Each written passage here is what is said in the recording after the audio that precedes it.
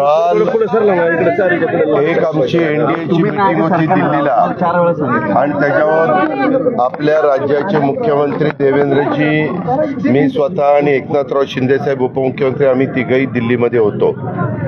पण अचानक पुणे जिल्ह्यामध्ये पावसाचं तर वातावरण सगळ्या महाराष्ट्रामध्ये वेगवेगळ्या भागात आहे, आपल्याला सगळ्यांना माहिती आहे.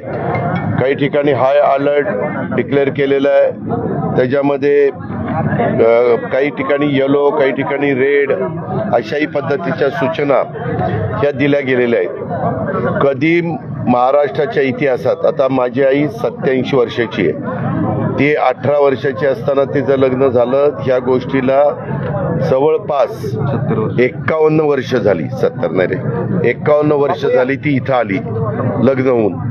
ती मला सांगत होती, सकाळी मी तिला पण ढेकळवाडीत गेलो तेव्हा भेटायला गेलो होतो, ती म्हणली अजित गेल्या 51 वर्षात एवढा पाऊस ठराविक काळात झालेला माझ्या तरी पाहण्यात नाही. आम्ही सकाळपासून कलेक्टर, प्रांत, त्याच्यामध्ये आमचे DYSP, PWD, इरिगेशन हे सगळे अधिकारी घेऊन मी फिरतोय. काही अधिकाऱ्यांना, चीफ ऑफिसर वगैरेंना बारामतीतच थांबवलेलं आहे. त्यांना MIDC वाल्यांना, नगरपालिकावाल्यांना, काही इतर प्रांत किंवा BDO वगैरे त्यांना तिथं थांबून तिथली कामं करायला सांगितली. काल दुपारपासून काल उशिरापर्यंत पाऊस पडला. बारामती, इंदापूर, दौंडची सरासरी आहे 14 इंचाची वर्षाची. काल शेटफळगडे म्हणून आमच्या इंदापूर तालुक्यात गाव आहे, तिथं आता आम्ही पुढे जाणार आहे. आता इथनं शेटफळगडेला या बापू या, त्या ठिकाणी जाणार आहे. तिथं मला सकाळी कलेक्टर सांगत होते की जवळपास तिथं पाऊस पडला हा 13 इंच पडला. 13 इंच एका दिवसात, म्हणजे वर्षाला 14 इंच पाऊस पडतोय, तिथं 13 इंच पाऊस पडला. बाकीकडे 7-7 इंच पाऊस पडला. आणि दुर्दैवाने काय झालं, कॅनॉल बंद आम्ही केलेला होता, पण बंद केला तरी क्लोजर यायला 48 तास लागतात. आदल्या दिवशीच कॅनॉल बंद केला होता, पण ते यायला वेळ लागला आणि भरपूर पाऊस ठराविक काळात पडल्यामुळं इकडं मुरमाडी वरचा जो भाग आहे, ज्याला पूर्वी माळ आम्ही म्हणायचो, ते सगळं पाणी आमच्या कॅनॉलमध्ये उतरलं आणि एक कॅनॉल फुटला. नीरा डावा कालवा आपल्या लिमटेकच्या ठिकाणी एक फुटला. आपल्या ह्याच्या इथं काटेवाडीच्या परिसरामध्ये अलीकडच्या बाजूला भवानीनगर आणि काटेवाडीच्या बॉर्डरला, मासाळवाडीच्या जरा पुढं अशा पद्धतीनं 2 ठिकाणी कॅनॉल फुटले. परंतु आता 250 क्युसेसनं पाणी आपल्या निराडावा कालव्याचं चाललंय, हळूहळू कमी होईल. आम्ही एस्केप पण काही सोडायला सांगितलेले. नीरा नदीला पण पाणी आहे, काही प्रमाणात करा नदीला पण पाणी आहे. तुम्ही मीडियाच्या सगळ्या चॅनलवाल्यांनी बघितलं, सगळ्या ओढ्यांना भरपूर पाणी आहे. आणि त्याच्यामुळं आम्ही जी गावं आत्तापर्यंत कव्हर केलेली आहेत किंवा जी शेतं खराब झालेली आहेत आमच्या शेतकऱ्यांची, काही ठिकाणी कांदा देखील कन्हेरीमध्ये तुम्ही बघितला असेल, एका माझ्या शेतकऱ्यांनी कांदा काढलेला आहे, तो पण भिजलाय. अशा सगळ्याचे पंचनामे करण्याच्या बद्दल सकाळपासून सुरुवात झाली. इकडं सोनगावपासून सुरुवात केली, सोनगावचे पंचनामे होऊन ढेकळवाडीहून काटेवाडी असं इथं पण पंचनामे सुरू केलेले. इंदापूर तालुक्यात, इंदापूर तालुक्याचे लोकप्रतिनिधी, मंत्रिमंडळातील माझे सहकारी दत्तामामा तिकडनं पाहत येतात आणि मी, कलेक्टर, आम्ही सगळेजण इकडनं पाहत चाललेलो आहे आणि लोकांशी पण बोलतो. आता इथं पण सनसरचे आमचे सरपंच आहेत, मगाशी काटेवाडीचे सरपंच होते, मग त्याच्या आधी ढेकळवाडीचे सरपंच होते, कन्हेरीचे सरपंच होते, गावकरी पण भेटत आहेत. वेगवेगळ्या सहकार्यांच्या घरामध्ये पाणी शिरलंय. ते पाणी शिरलेलं असल्यामुळं त्यांचे पण पंचनामे करायला सांगितलेले आहेत. काल मी आणि आमचे मुख्यमंत्री बरोबरच मी त्यांना नागपूरपर्यंत सोडलं. मी नागपूरहून पुण्याला आलो. त्यावेळेस आम्ही विमानातनं पण ज्यावेळेस टेक ऑफ व्हायच्या आधी फोन चालू होते त्यावेळेस आणि लँडिंग झाल्यावर पण तेही बोलत होते, मी पण बोलत होतो कलेक्टरशी, प्रांताशी. त्यांनी पण काही सूचना दिल्या.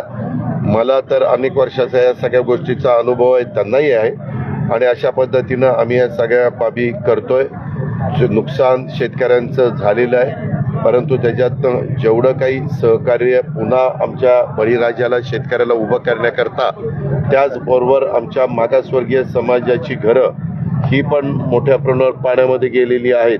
काही ठिकाणी अतिक्रमण झालंय, काही ठिकाणी चाऱ्यांमध्ये पण अतिक्रमण झालंय, तर तिथं पण काही सूचना आम्ही दिलेल्या आहेत आणि त्यालाही पण निधी देण्याच्या बद्दल मी आणि कलेक्टरनी ठरवलेलं आहे.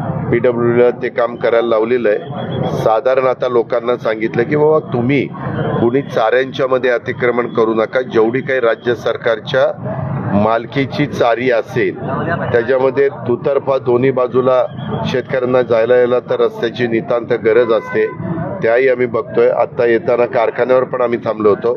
कारखान्याला पण सबवे वगैरे अधिक ॲडिशनलचे करण्याची गरज आहे आणि इथंही काही सूचना आमच्या या सणसरच्या सरपंचांनी केल्यात, सरपंचांच्या आमच्या सणसरच्या इतर कार्यकर्त्यांनी केल्यात.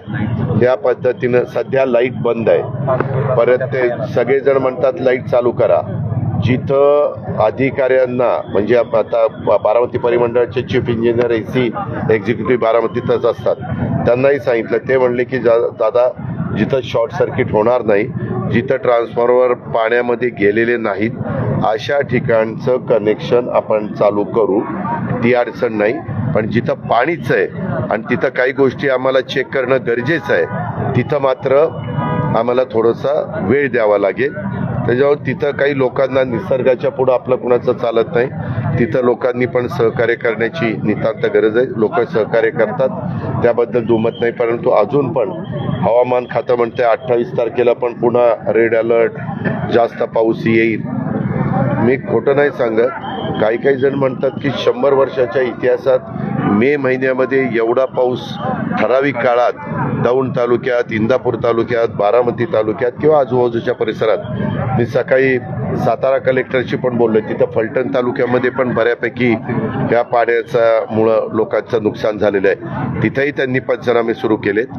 मान खटावमध्ये देखील रस्ते वगैरे थोडेसे काही काळाकरता बंद होते. इकडचे पण चाऱ्यांच्या वरचे जे पूल होते तिथं पाणी वाहत असल्यामुळं रस्ते बंद होते. पण इथं अधिकचं पाण्यामय होण्याचं कारण एक तर पावसाचं पाणी आणि दुसरं आमचा नीरा डावा कालवा जो फुटला त्याचं पाणी, असं दोन्ही पाणी एकत्र आल्यामुळं काही भागामध्ये खूपच त्रास झाला सगळ्यांना. आता मात्र बहुतेक सगळे रस्ते आम्ही सुरू केलेले आहेत. सकाळीच आम्ही 6 वाजल्यापासून पाहतोय. बारामती शहरामध्ये देखील एकाचं बांधकाम चाललेलं आहे, तिथं 3 इमारतीला अशा भेगा पडल्यात. इमारतीला नाही पण इमारतीच्या जवळ. त्याचं पण स्ट्रक्चर ऑडिट करायला सांगितलेलं आहे. आणि लोकांनी एक लक्षात घेतलं पाहिजे, सरकार, नगरपालिका, जिल्हा परिषद, तालुका पंचायत, केंद्र सरकार नियम कशा करता करतं, सर्वांच्या करता करतं. त्या नियमाचं पालन सर्वांनीच केलं पाहिजे. काही जण आडमुठेपणाची भूमिका घेतात आणि मग तिथं वाद नको म्हणून आपण थोडंसं समंजस भूमिका घेण्याचा प्रयत्न करतोय. आमच्या चाऱ्यांवर बऱ्याचशा, माझ्या इंदापूर तालुक्यात, बारामती तालुक्यात, दौंड तालुक्यात चाऱ्या वाहताना त्या चाऱ्यांच्यावर पुढच्या बाजूला आम्ही जिथं रस्ता क्रॉस करायचा आहे तिथं भरपूर रुंद ठेवलंय. पण तो पुढे एखाद्याची शेती असेल तर तो काय करतो, एक पाईप आणतो, एक पाईप टाकतो आणि ह्या बाजूनं त्या बाजूला जायला सुरुवात करतो. पण ज्यावेळेस असा मोठा पाऊस पडतो आणि सगाळ येतं, छोटी मोठी झाडं मोडून येतात आणि मग त्याचं जर त्या नळीला तुंब बसला तर मग पाणी बाहेर पडतं आणि मग त्याच्यातनं शेतकऱ्यांचं नुकसान होतं. नीरा नदीला पण पाणी आहे, पण आम्ही सारखे रिपोर्ट घेतोय. आत्ता तरी सध्या कुठल्याही केटीवेरला धोका नाही.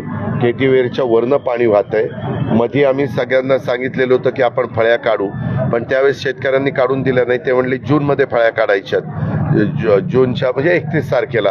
इतक्या लवकर कशाला काढता.